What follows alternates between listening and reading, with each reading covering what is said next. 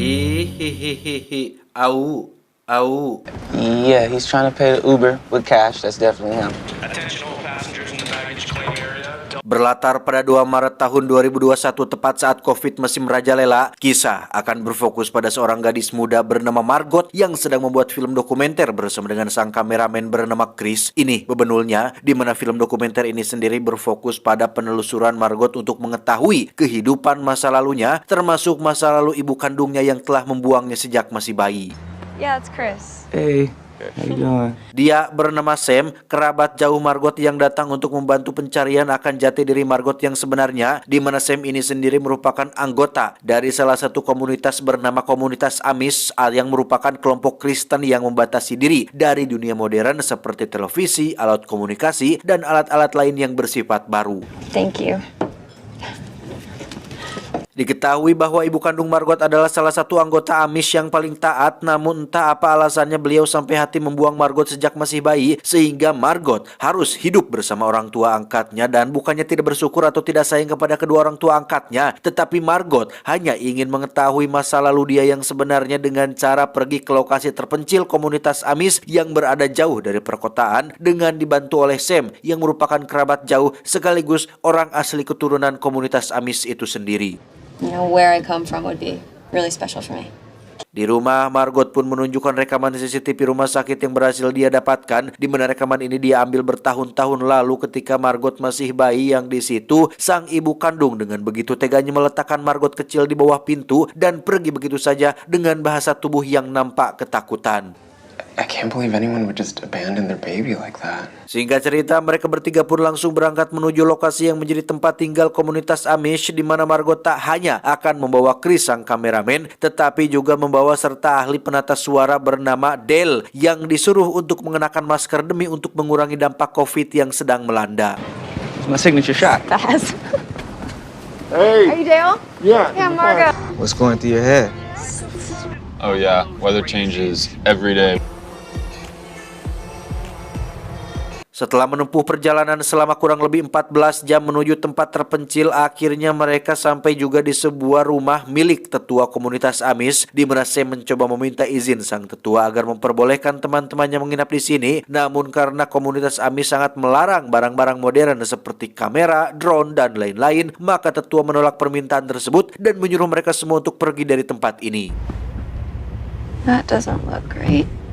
Jauh-jauh datang dari kota, Margot dan kawan-kawan harus menerima fakta mengecewakan saat bapak tetua menolak memberikan izin tinggal, sehingga mereka berempat pun memutuskan untuk kembali ke kota kecil terdekat dan menginap di salah satu hotel sampai berangkat pulang pada esok paginya. So you didn't think to call ahead and...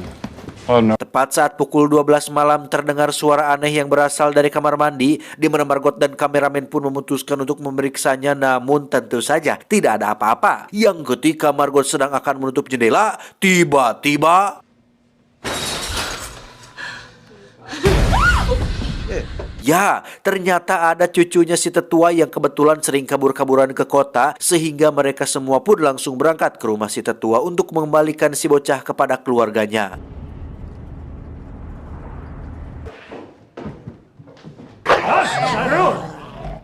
Sorry. Sungguh tak terduga, Margot muncul dengan sebuah kabar baik bahwa sang tetua sangat berterima kasih telah membawa cucunya dengan selamat, sehingga sebagai balas budi, sang tetua mengizinkan mereka semua untuk tinggal selama beberapa hari, termasuk mengizinkan pemakaian kamera untuk meliput keseharian orang-orang di komunitas Amish ini. Dale, you don't fit on the bed. Oh yeah. Pukul 12 malam, si kameramen dibangunkan oleh Margot yang melihat beberapa cahaya obor menuju ke dalam hutan, di mana cahaya tersebut tiba-tiba hilang entah kemana, sehingga menimbulkan sedikit kepenasaran dan pertanyaan bagi mereka berdua. Keesokan paginya, tepat saat sarapan, Margot akhirnya mendapat jawaban tentang cahaya yang dilihatnya semalam, di mana saya mengatakan bahwa itu hanyalah kelompok pemburu yang sedang memburu hewan liar yang telah membunuh salah satu hewan ternak mereka. We get bears, and I'll be with you, but they get... Sam pun mengajak Margot dan kawan-kawan menuju ke peternakan yang menjadi sumber penghasilan warga di komunitas ini, di mana Margot nyaris saja menjadi daging cincang setelah hampir terjatuh ke dalam lubang. Selesai meliput peternakan, Margot pun menghampiri beberapa kembang desa yang sedang moe acuk. Moe acuk itu artinya menjemur pakaian untuk menanyakan tentang ibunya, di mana salah satu gadis menceritakan bahwa dulu ibu Margot diketahui telah melanggar aturan komunitas Amis, yaitu menjalin hubungan dengan pria di luar dari komunitas. Yang dari desas-desus yang beredar, beliau hamil di luar nikah. Lantas karena malu, dia pun membuang Margot kecil di depan rumah sakit. Entah informasi ini benar atau tidak, tetapi ketika Margot menanyakan lebih jauh tentang di mana ibunya sekarang, apakah masih hidup atau sudah mati, kalau masih hidup kemana dia pergi, kalau sudah mati di mana dikuburannya, gadis-gadis ini menolak untuk menjawab dan pergi begitu saja. Yes, sorry. Malam harinya diadakan acara botram alias makan malam bersama untuk menyambut kedatangan Margot yang sudah pulang kembali ke tempat di mana dia berasal. Di mana acara makan malam ini terbilang cukup unik karena di tengah-tengah lolodok sedang berlangsung, tepat saat enak-enaknya beberapa anak kecil bernyanyi yang mewajibkan semua orang untuk menonton dan merespon nyanyian tersebut dengan gebrakan meja yang membuat Margot dan kawan-kawan cukup bahagia. Jesus wird kommen, Jesus wird kommen. Setelah selesai makan malam, mereka pun tentunya butuh listrik untuk ngecas baterai kamera dan alat-alat elektronik lain kecuali HP. Kenapa? Karena di tempat ini tidak ada sinyal sama sekali sehingga HP menjadi kurang berguna kecuali untuk pefotoan dan main Tetris. Karena di tempat ini listrik tidak ada, maka mereka menggunakan generator kecil yang diletakkan cukup jauh dari rumah ini supaya tidak berisik, sehingga si kameramen diminta untuk keluar dan menyalakan generator tersebut untuk kelancaran alat-alat tempur liputan mereka.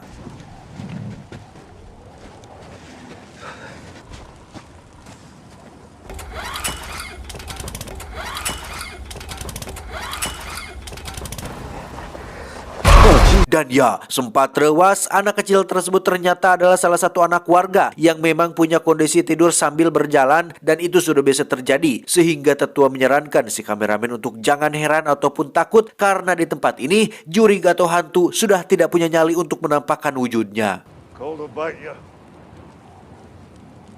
Keesokan paginya terlihat Del sang penata suara nampak menikmati keberadaannya di tempat ini, yang hal itu bisa dilihat dari bagaimana dia begitu ceria dan tulus menghibur anak-anak dengan berbagai tarian dan candaan ala perkotaan. Pun sama dengan si kameramen yang memaksimalkan fitur canggih kameranya untuk menangkap objek dalam gerak lambat.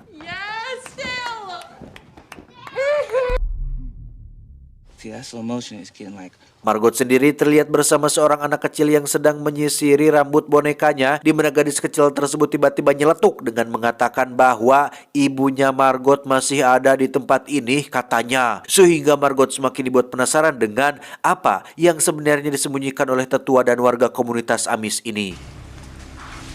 Wait, Suatu malam Margot terbangun sendirian gara-gara mendengar suara dari loteng yang sebenarnya sudah 3 hari berturut-turut. Suara tersebut selalu muncul di tempat dan jam yang sama, sehingga Margot nekat untuk memeriksanya sendirian hanya bermodalkan kamera infrared. Yang sesampainya di loteng alias kamar kosong, Margot menemukan sebuah boneka menyeramkan tergeletak begitu saja di atas kasur, berikut secari kertas yang dibuat oleh Sarah ibunya dengan sedikit penggalan kata akhir yang menyinggung perihal sekte atau kelompok sesat menyeramkan.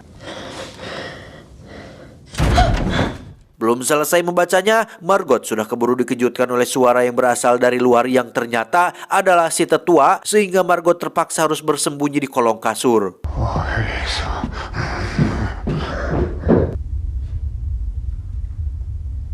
Setelah tetua pergi, Margot yang akan keluar pun harus terjebak di ruangan ini gara-gara tetua mengunci pintunya dari luar, sehingga tak punya pilihan lain, Margot harus keluar melalui jendela yang ketika sedang melakukannya, tiba-tiba...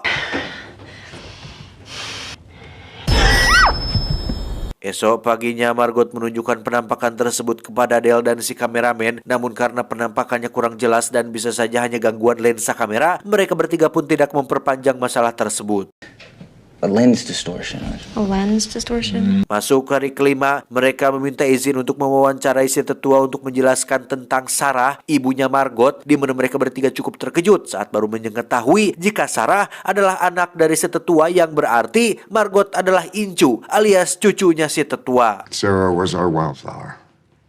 Awal permasalahan ini cukup complicated yang gak pada intinya Sarah, ibunya Margot, pada dasarnya adalah sebenarnya seseorang yang sangat taat pada agama. Sampai kemunculan seorang pemuda kota yang datang ke desa ini, Sarah akhirnya kepincut. Mereka diam-diam menjalin hubungan, pacaran gelap-gelapan, hingga akhirnya Sarah hamil di luar nikah. Yang hal itu sangat amat dilarang di komunitas Kristen Amis ini. Tetua dan semua warga setuju untuk mengucilkan Sarah supaya hidup sendirian, sedangkan bayinya alias Margot akan diserahkan pada pasangan yang sudah menikah di komunitas ini. Namun karena tak terima, Sarah nekat membawa Margot bayi pergi ke kota, membuangnya di tempat yang tidak diketahui saking tidak inginnya Margot tinggal bersama dengan orang-orang di komunitas ini. She was shunned.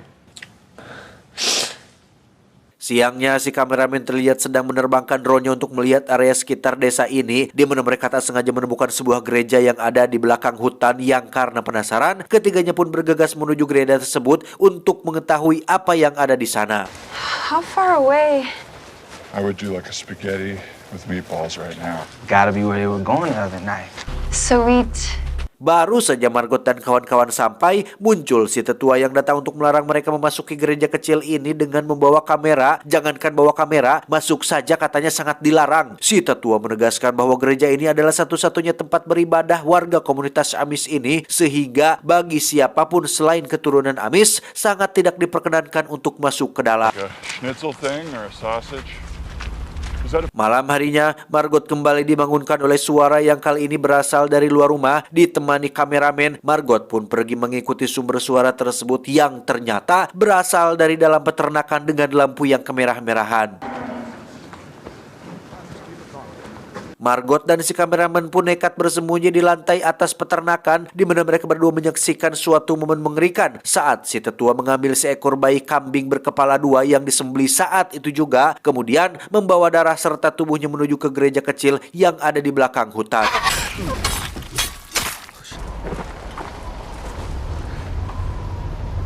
Keesokan paginya, Margot menceritakan apa yang dilihatnya semalam kepada Sam, berharap ada penjelasan masuk akal kenapa ritual penumbalan anak kambing itu harus dilakukan. Tetapi Sam justru malah memperingatkan Margot untuk jangan ikut campur urusan komunitas ini dan jangan membuat Sam menyesal telah membantunya sampai sejauh ini. Don't make me regret it. Sam sepertinya menceritakan hal ini kepada tetua dan semua anggota komunitas, sehingga ketika mereka sedang pergi bekerja, Sam sengaja ditinggalkan di sini untuk mengawasi mereka bertiga, sehingga diperlukan sebuah rencana untuk mengalihkan perhatian Sam, yaitu dengan cara membuatnya sibuk dengan Sidel yang pura-pura baru belajar berkuda.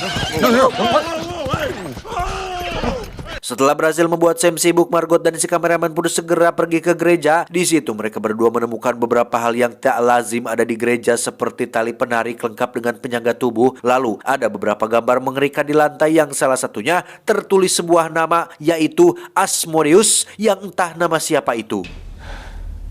Asmodeus. Sungguh tak disangka ada sebuah lubang berada tepat di bawah mimbar, di mana tali penarik dan penyangga tubuh tersebut sepertinya digunakan agar seseorang bisa turun ke bawah sana. Sehingga saking penasarannya, Margot nekat turun ke bawah sana sendirian dengan si kameramen yang akan mengulur talinya dari atas. Cool.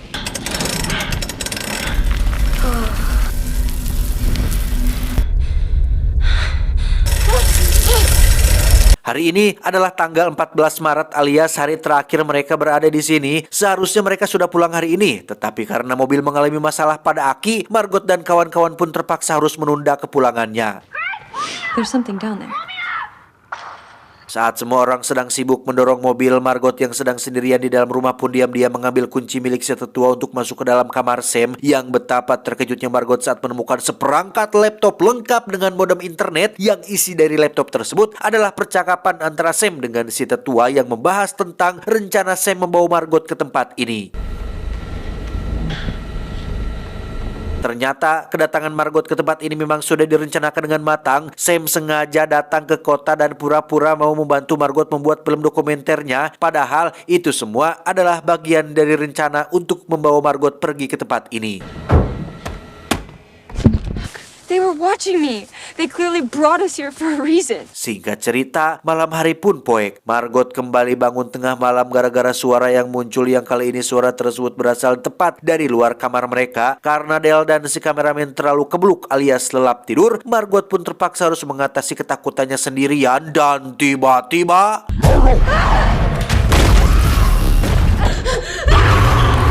entah apa yang terjadi pada Margot semalam, sikapnya seketika berubah menjadi pendiam dan nampak seperti orang kesurupan, sehingga Del dan kameramen yang khawatir pun memutuskan untuk berjalan kaki menuju kota terdekat dengan tujuan untuk mencari aki mobil supaya mereka bisa segera membawa Margot pergi dari desa tersebut.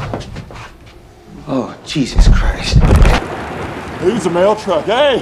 Beruntung ada seorang pengendara yang mau mengantarkan mereka ke toko elektronik. Yang sesampainya di sana, Del meminta izin si penjaga toko untuk meminjam komputernya sekaligus internetnya untuk mencari tahu tentang nama Asmodeus yang mereka temukan. Yang betapa terkejutnya Del saat baru menyadari jika Asmodeus adalah pangeran iblis yang mewakili hawa nafsu, derita, dan amarah manusia. Tak hanya itu, mereka pun menemukan cerita kuno tentang sebuah desa yang diserang wabah penyakit yang menimbulkan ladang dan ternak binasa, termasuk semua orang yang saling menyerang satu sama lain mirip seperti fenomena kesurupan. Mereka percaya bahwa fenomena tersebut disebabkan oleh iblis Asmodeus. Seorang dukun berhasil menjebak Asmodeus dalam tubuh seorang wanita, yang apabila wanita itu mati, maka Asmodeus harus dipindahkan ke tubuh putrinya. Apabila putrinya mati, maka harus dipindahkan ke tubuh cucunya. Terus seperti itu sampai semua keturunannya. Hal ini dilakukan untuk tetap menjebak iblis Asmodeus di dalam tubuh fana atau tubuh manusia, karena bila sampai Asmodeus terlepas dari inangnya, maka dia bisa merasuki tubuh semua orang dan menyebabkan kekacauan luar biasa di muka bumi ini. Click that right there, the top.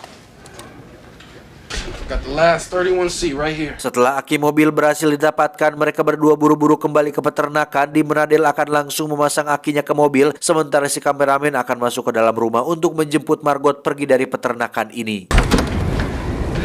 Hello? It is time to go.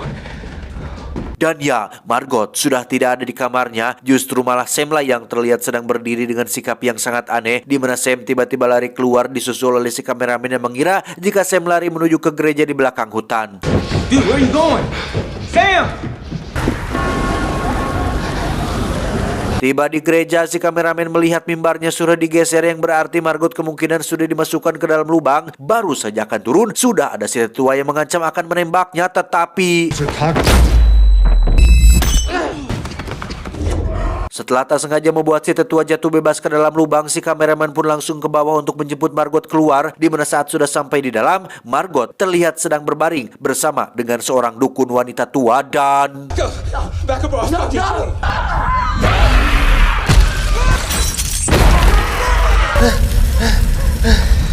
beruntung ada Del yang datang tepat waktu sehingga Margot bisa secepatnya ditarik ke atas, sementara si kameramen sendiri harus ketar-ketir saat makhluk tadi mulai mengejarnya dan tiba-tiba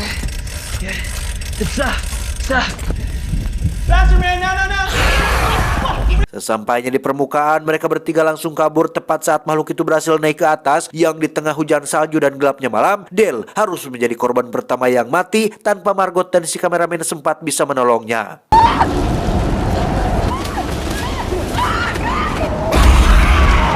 Margot dan si kameramen pun lari ke dalam kandang sapi berharap makhluk itu tidak akan mengejarnya, di mana mereka berdua benar-benar sangat ketakutan karena hanya kandang inilah satu-satunya tempat aman untuk mereka bisa bersembunyi.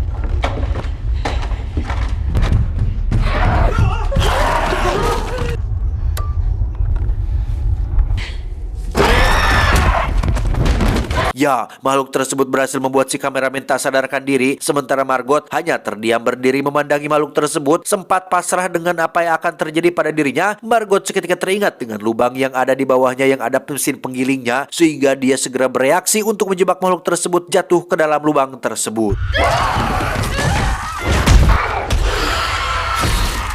Tak lama setelah makhluk tersebut mati, si kameraman pun akhirnya siuman dengan langsung mengajak Margot untuk masuk ke dalam mobil. Dikira semuanya sudah selesai. Ternyata kematian makhluk tadi justru malah membuat semua orang di peternakan ini menjadi kerasukan, melakukan kekerasan, saling menyakiti satu sama lain, sehingga Margot dan si kameraman pun langsung tancap gas dan akhirnya berhasil kabur dari peternakan jahanam ini.